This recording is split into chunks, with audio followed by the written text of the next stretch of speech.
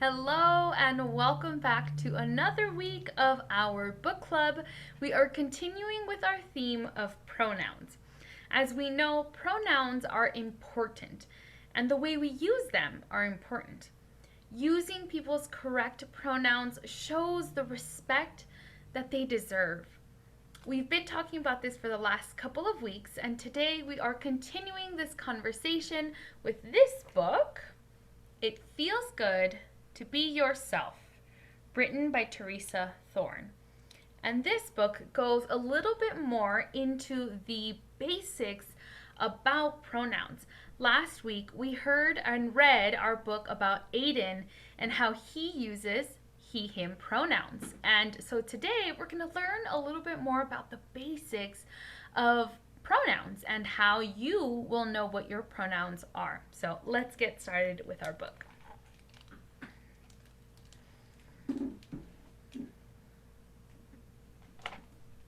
It feels good to be yourself.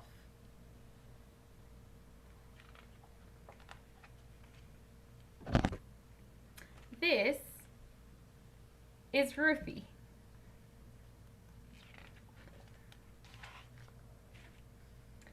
She is a transgender girl. That means when she was born, everyone thought that she was a boy. Until she grew a little older, old enough to tell everyone that she's actually a girl. Girl is Ruthie's gender identity. This is Ruthie's brother, Xavier. Xavier is a cisgender boy. That means when Xavier was born, everyone thought he was a boy. And as he grew older, it turned out everyone was right. He is a boy. Boy is Xavier's gender identity.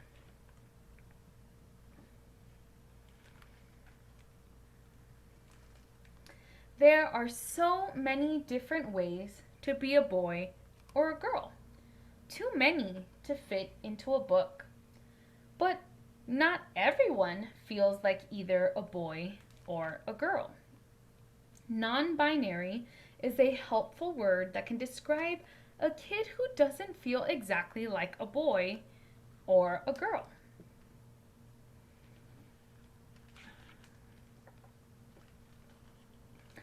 This is Ruthie's friend, Alex. Alex is both a boy and a girl. When Alex was born, everyone thought Alex was a girl. But Alex is both a boy and a girl. This is Alex's gender identity.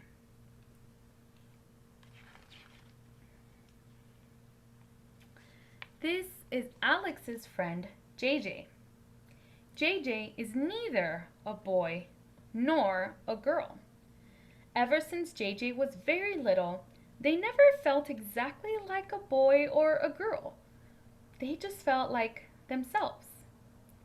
This is JJ's gender identity.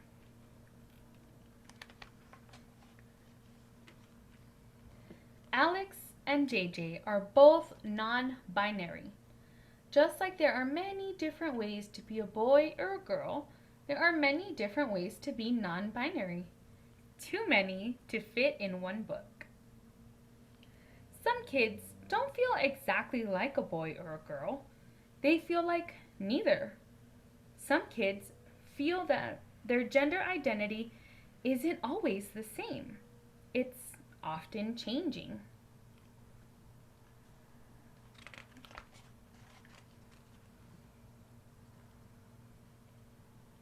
And even with all of these possible ways to be, some kids don't feel any of the words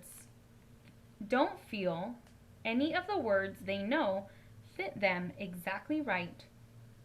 There are a never-ending number of ways to be yourself in the world.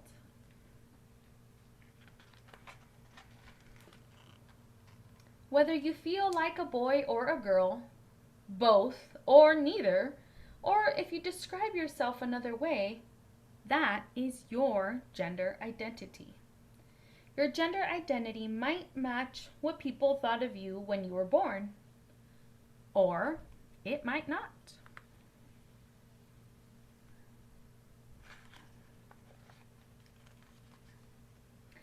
See, when you were born, you couldn't tell people who you were or how you felt. They looked at you and made a guess. Maybe they got it wrong. Maybe they got it right. What a baby's body looks like when they are born can be a clue to what the baby's gender will be, but not always. When people guess wrong, it's okay to let them know. Ruthie was 5 when she told her parents, "I know you think I'm a boy, but I really feel like a girl." Oops, Ruthie was a girl all along. They just didn't know it at first.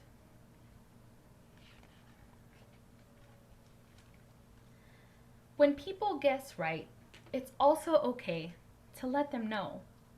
Xavier was 3.5 when he told his family, "I'm a boy. I like being a boy."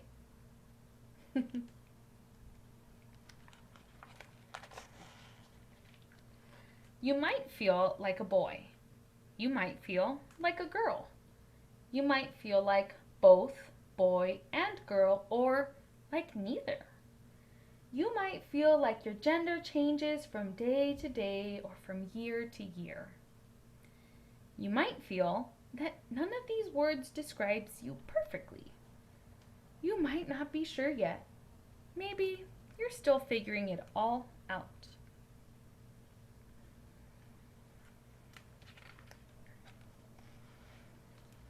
Your feelings about your gender are real. Listen to your heart.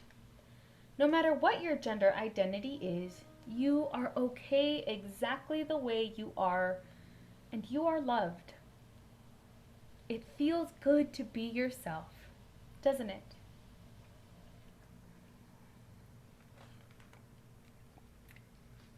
And the back of this book gives us some helpful terms to know. There's also some notes about pronouns as well as helpful resources. Author's notes, more resources. This, as we said, was a pretty basic or simple explanation about pronouns. But it also shows that there's a variety and that it could change depending on how you feel. And allowing yourself or allowing other people to make decisions about themselves is the most important part. As the book says, no matter how you feel, how you identify, that is okay. You are loved and you are cared for, and you are allowed to be exactly who you are. And we allow others to be exactly who they are. When we can all be ourselves, it feels good to be yourself. And we become a better place. Our God, the Creator, made us all perfect and different and unique in our own way. And we don't need to conform into anyone else's version of who we are.